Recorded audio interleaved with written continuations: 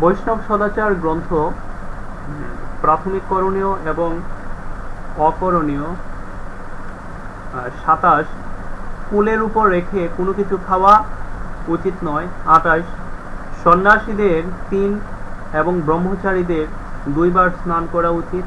29 গর্ভ মন্দিরে ঘুমানো উচিত নয়। 30 কখনো স্ত্রীর সঙ্গে ঝগড়া করা উচিত নয়। 31 কেউ যদি অপমান করে তাকে তিরস্কার করা উচিত নয়, বরং বুঝানো উচিত। যদি না বুঝে তবে সেই স্থান ত্যাগ করা উচিত।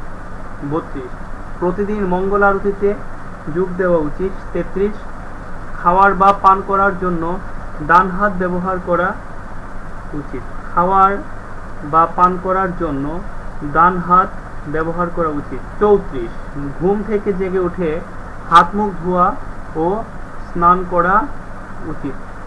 35 প্রতিদিন ভালোভাবে নিজেদের ঘর পরিষ্কার করা উচিত। হরে কৃষ্ণ।